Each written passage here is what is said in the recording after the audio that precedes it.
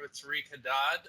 Tariq, why don't you just give us a brief introduction on what went on at Newsweek, what got you into journalism, and just, some of your story. Okay, hi there. Thanks for having me on.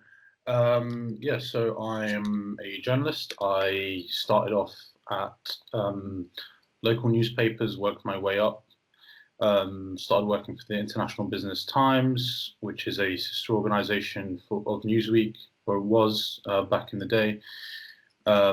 Took some, worked my way up to cover politics and international affairs. And then in 2016, I took 2 years away from the industry to go away and try and write a book about polarization and the kind of divide between left and right. Came back to journalism in 2019 to try and, I just kind of needed to kind of get back in the industry. Writing a book is much more difficult than... I did see that in your article about how you wanted to write a novel. Yeah. So my naive self just thought I could go and do that very easily, but it takes a lot of work and effort. And I mean, I got close and I'm still working on it, but needs more work. But unfortunately, I can't just kind of gallivant in Europe and try and write this book without any kind of stable source of income for the future. But so I joined Newsweek in September, covering foreign affairs again and politics. And then from there, I covered the Turkish invasion of Syria, or into northern Syria, after President Donald Trump withdrew troops. And then I started to become aware of an alleged chemical weapons attack by Turkey, which I started to investigate. And it was through this that I started to kind of interview and deal with various different organizations that deal with chemical weapons. So I was talking to the Organization for the Prohibition of Chemical Weapons, which is the UN body, as I'm sure you know. Others like the International Committee for the Red Cross. So just dealing with all these kind of professionals in this industry. As I was, looking into other stories that I was writing, I started to hear about whistleblowers and, the information that we have now in the media that's been made available that, there was doctored reports from Syria. Yeah, that came out.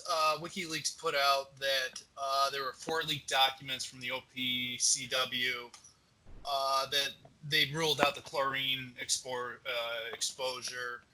and that the senior officials had ordered the deletion of the dissenting engineering report from the OPCW. So, the one question I did have is, why do you think that the OPCW told not to investigate Turkey on the alleged use of the white phosphorus? Well, I think it's I don't know this for fact, but I think if we were to speculate, it's the fact that Turkey is a NATO member. So it would be very damaging for Turkey to have it concluded that they illegally used white phosphorus, in contravention of the chemical weapons conventions that are related to the use of white phosphorus, as it is a NATO signatory, and it. That makes sense to me. They're the number 1 or number 2 in terms of size or the money. I forget which one it is with. For NATO, yeah, I'm not particularly sure off the top of my head. So, going in with the journalism stuff, you had a little bit of trouble with your editors getting your story pushed through, right? Mm-hmm. So, just to kind of set up my question here, one of the things you said in your article is you asked, how could hundreds of reputable, well-meaning journalists get it so wrong? Mm-hmm. One of the things you said. So, do you know that Jeff Bezos bought the Washington Post? Right? Mm-hmm. And then after that, he was awarded a $600 million contract from the CIA. Mm-hmm. So my question to you is, during your time at Newsweek, even when you were studying to be a journalist, did you ever suspect an editor or a professor as being an intelligence asset? Not that I'm aware of, no. No, go ahead, I'm sorry. I was going to say, I mean, the only relationship that I discovered is the one that I wrote about, which is how dozens of journalists have links to think tanks that Yeah. are. So I think it's what's probably happened is that in the past there probably were kind of direct CIA officials in newsrooms, but and that probably still does happen now. I mean, I think I've mentioned this on my Twitter. A editor at large at Newsweek, he was appointed a couple of weeks ago, Naveed Jamali. He's openly on his Twitter, he says that he was a former spy. Oh, okay. Yeah, I didn't see that on your Twitter. I'll have to go back. But he's been one of the people that's kind of been one of the strongest in pushing the Tulsi Gabbard is a Russian asset smear. He's been kind of one of the leading voices on that, and he's written 3 or 4 opinion pieces that kind of say, because of my experience of being a spy, I think that Tulsi Gabbard is a spy. It's such a ridiculous thing to say. Russia's only ideology is harming the United States, and they will support anyone who can help them achieve that goal. So when Hillary Clinton said she believes that Russia has, quote, got their eye on somebody who's currently in the Democratic primary, end quote, implying it was Tulsi Gabbard, I agreed. This doesn't mean that Gabbard's a Russian direct operative, or even has ties or is in contact with Russia. Rather, I believe that Gabbard's claims, such as Assad is not the enemy of the U.S., and that the U.S. is in a new nuclear arms race, are messages that Russia will seek to amplify and legitimize. Yeah, and I've called him out on Twitter a few times just to say that, you've got no place to be in you shouldn't be in a newsroom, and you've got clear conflict of interests. Well, what I think is some of the problem, and have you seen the movie Richard Jewell that just came out? What it was is the back in 1996, there was a bombing in Atlanta at the Olympics. And the newsroom, based off a leak they got from the FBI, started to try and blame the guy who found the bomb. And so I think to a point, you have a problem where editors are telling their writers, what headlines to write, stories to write. And then with what you were just mentioning with Tulsi, she is one of 2 congressmen. Her and Richard Black have gone over there and met with Assad. They know what's going on in terms of the weapons running with ISIS. Some of those rebel groups there within Syria. So yeah, I don't like to call them. I think that's kind of some of the reason why they're trying to smear Tulsi. Well, it's just everything that she stands for is, she's against foreign intervention in wars, and she, anyone that's an anti-war candidate will receive the same treatment. Even, Bernie Sanders at the moment is not getting a fair time in the press. Doesn't mean I'm kind of advocating for him, but just, as an observer, I can say that, the media is unfairly treating him, and it did so with Jeremy Corbyn in the UK, who's again very anti-war, and you're seeing kind of fabricated stories to take these people out of the picture, for people that unfortunately don't really have the time to kind of go and investigate every time a mainstream publication makes these types of accusations. Unfortunately, most people just take it at face value. If the if the New York Times or someone tells you that this person's sexist, most people kind of just say, okay, this person's sexist. Hopefully that mindset is starting to shift. So yeah, I think people are starting to see through the news a lot more, but the people who kind of don't pay attention to it on a day-to-day basis, I can see where they kind of get those people. I think I just had one more thing here. I don't want to keep you too long. Then really just with the gas attacks, one of the first things that caught a lot of people's attention is the white helmets out there treating these people weren't wearing gloves. The attack on Khan Sheikhoun produced terrible images of children poisoned by nerve gas and rescue workers struggling to help, hosing victims down to try to wash it away. President Trump said he was so shocked by what he saw that he went from being prepared to deal with the Assad regime after calling the Syrian president a butcher. Because right from the National Center for Biotechnology Information, it says staff handling casualties need protection with respirators, rubber boots, and gloves.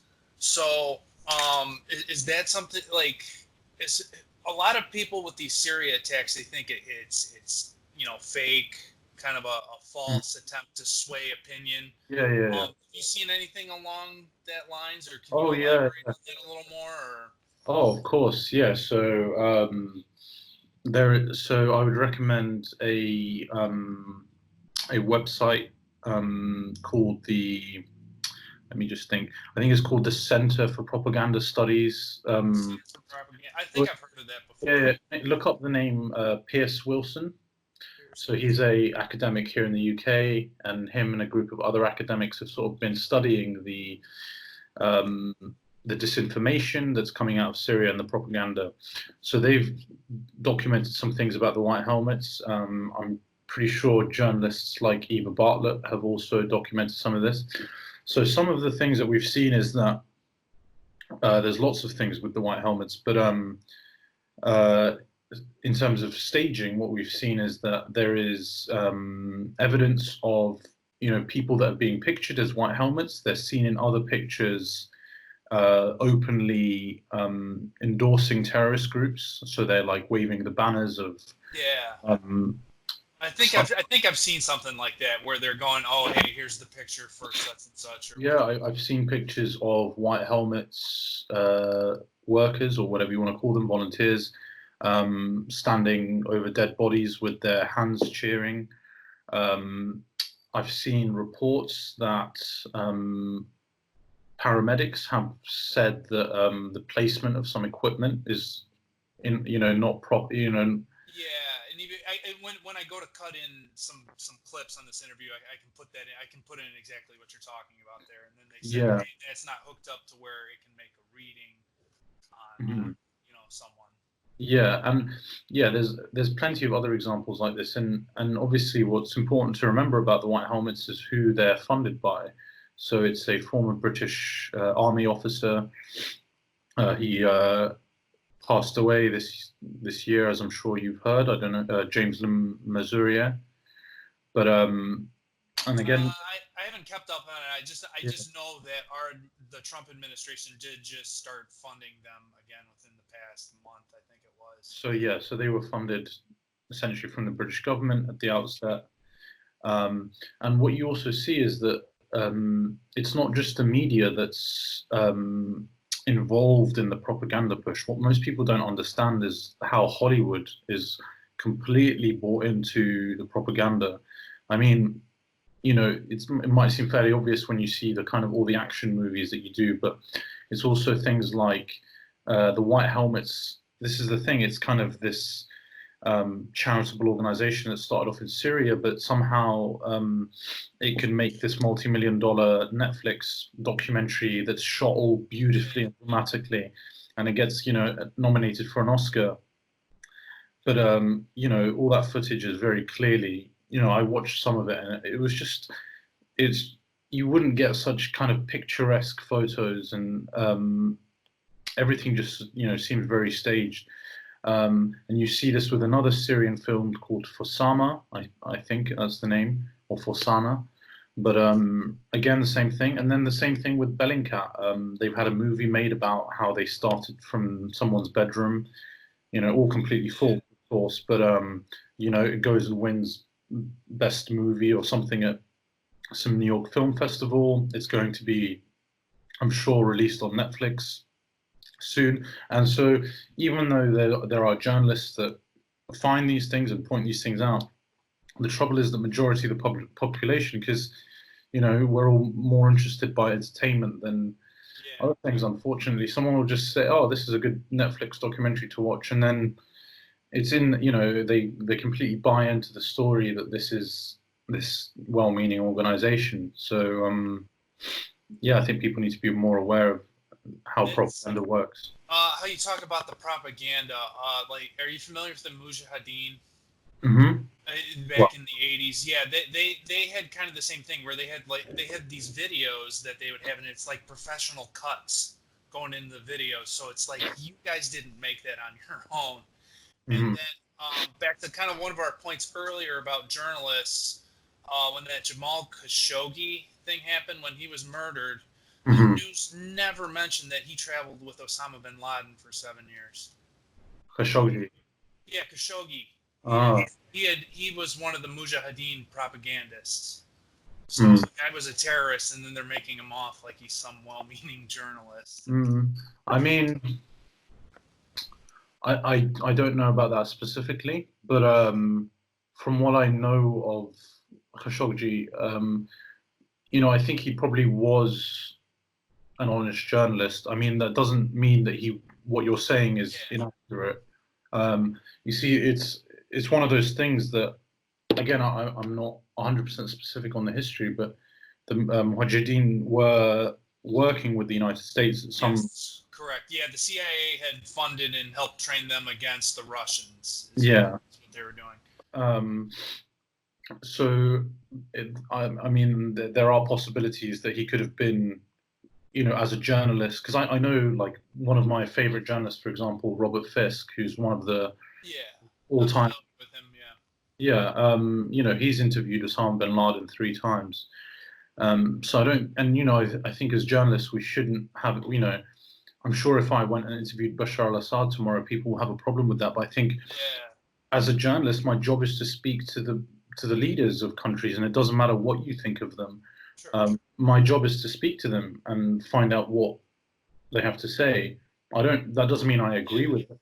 And as a journalist for Newsweek, on dozens of occasions, I had to just write down the quotes of Donald Trump or some other leader that I maybe disagreed with. But it's not my job. My job is to tell you what those politicians say. And what's interesting is that if you listen to some of Bashar al-Assad's interviews, he's actually very he's a very intelligent guy, and he kind of speaks very commonsensically. And you never hear his interviews in the Western media because it would completely contradict the idea that he's just this tyrannical person who just wants to kill off his own. Genocidal maniac. Yeah. I mean, what interest does he have in killing his own people? I mean, if you want to stay in, he was in power for a decent amount of time before all of this happened, before essentially a coup was attempted by US and UK. He ruled his country with he had problems. Is to think that someone is genuinely going to be trying to kind of govern their country by just mercilessly killing off as many of them as he can is just kind of just farcical thinking, really. Yeah. Well, and with Syria, they want Assad removed because of this gas pipeline that they're trying to build through Syria. Mm-hmm. But it's in the Hillary's emails. You go and you get a better idea of it. Up through Qatar and through Saudi Arabia, and then up through. Yeah, I know what you're talking about. Yeah. You got anything you want to put out there? Because I really don't have any other questions for you. Is there anything you want to just tell the public or anything like that? I don't know. I think I've covered most things, but if there's anything else that you want to kind of. No, that's all I got for you right now. Why don't you just tell everyone where they can find you on Twitter and whatnot to help support your work? Oh, that's great. Yeah. So Twitter is Tariq, TAREQ _HADDAD. Website is tariqhaddad.com. If people could be kind enough to support me on Patreon or PayPal, that'd be great. The links are available on the website. Struggling to kind of make ends meet at the moment, but hopefully